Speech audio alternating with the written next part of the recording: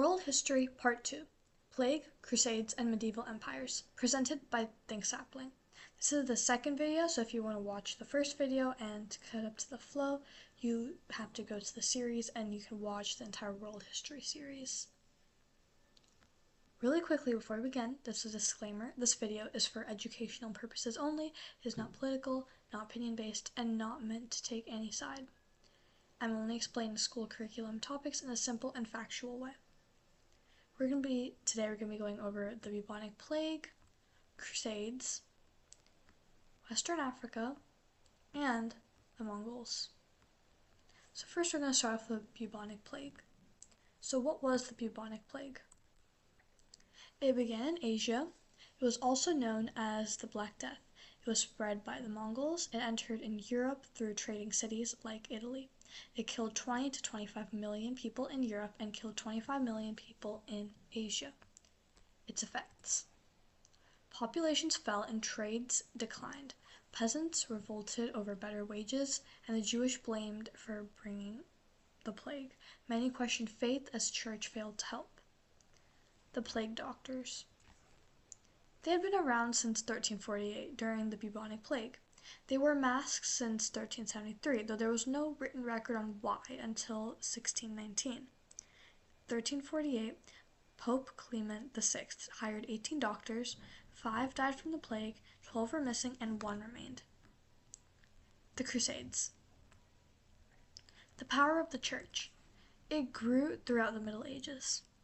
The Crusades.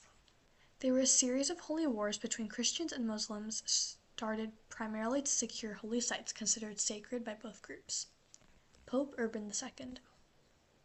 He called Western Christians to take up arms to recapture the Holy Land and initiated the First Crusade. The First Crusade. Christians captured Jerusalem and Crusader states are made. To govern conquered territory, there were 4 large settlements that were made: Edessa, Jerusalem, Antioch, and Tripoli. The Second Crusade. A failed military expedition by European kings to recapture Edessa and defeated by Turks at Damascus. The Third Crusade. Muslim leader Saladin continues to conquer Crusader states. It resulted in a treaty leaving Jerusalem under Muslim dominion, but Christians could access for trading and pilgrimage. The Fourth Crusade. Retake Jerusalem from Muslim overlords. What really happened, because that was the goal, what really happened was that Christian crusaders attacked Constantinople. So what were the long-term effects, positive and negative? The positive effects were that there was a spread of religion, spread of scientific and philosophical ideas, there was trade, there was new routes, port cities grew in size and wealth, the downfall of feudalism, the rise of middle class, which reduced the gap between the poor and the rich, the increased interaction between the groups of people. However, the negative was damaged relationships, damage to the Byzantine Empire, legacy of European aggression, large numbers of casualties, destruction of cities and towns, and historians still argue, was it a waste of time? Western Africa. Early African history, Nubia. Nubia was an ancient civilization south of Egypt along the Nile River. They shared culture with Egypt. They were known for gold, rubber, salt, ivory, and copper. There were frequent wars with Egypt. Nubia conquered Egypt from 800 to 700 BC after it weakened. Eastern and Southern Africa.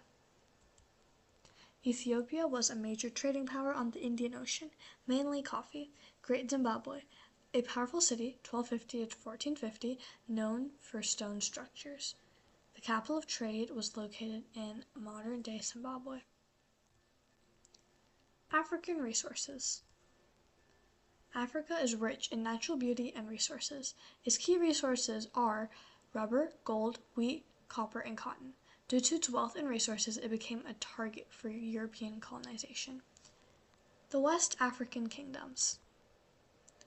Africa produced many great civilizations. Mali, Ghana, Songhai were places of advanced learning and great wealth. Strong leaders and vast natural resources helped cultures rule large areas for hundreds of years. Ghana. Ghana was located along the Nile River. It became rich by trading camels, gold, iron, and coffee. It fell when taken over by Muslim traders, also known as Berbers, and never regained power. The Mali. They were established by Sundiata Keita, the Lion King, in 1235, established in the city of Timbuktu. Wealth came from gold and salt trade. Mansu Musa was the most famous king of Mali. He had estimated 400 billion of gold. In 1352, Ibn Battuta visited Mali Empire. He traveled the world, visiting most of the countries in the Islamic world. Songhai. Mali declined by 1400, so Songhai Empire was established with Gao as capital, had wealth and learning, and didn't have modern weapons. It collapsed in 1600, ending 1,000-year rule of powerful kingdoms in West Africa. Oral history and African culture. West Africa has a great oral tradition. The griot was a learned storyteller, entertainer, and historian, and would memorize family history of everyone in a village going back centuries. Mongols. Mongol overview. They were nomadic horsemen and traveled in clans, pride in their discipline and courage. They lived on the Asian steppe, a vast area of dry grassland. Genghis Khan. The fiercest leader of the Mongol, created the largest empire in history, 4 times that of Rome, transformed tribal structure into meritocracy. Economic goods or political power vested in people based on talent. The empire splits. Genghis Khan dies of an illness in 1227. His grandsons, Kublai Khan and Batu Khan, also led groups of Mongols to conquer other lands. Empire divided into 4 provinces known as the Khanates. European called Mongols Golden Horde because of the Mongolians' golden-colored tents. Mongols in China. Kublai Khan began Yuan dynasty in China in 1227. No Chinese in top government positions believed foreigners were more trusty, like Marco Polo. Became more open to trade through foreign contact. They were unsuccessful in taking over Japan in 1274 and 1281. They spent a lot of money on wars, projects, and luxuries. Disease, floods, and famine led Chinese to overthrow Mongols in 1368. The Ming dynasty was established in China. Afterwards, the Mongols invaded the Russian Empire in 1223 and 1237, ruling for 200 years. Thank you for watching. Please like and subscribe for more videos like this one, and please watch the whole series for world history by Think Sapling.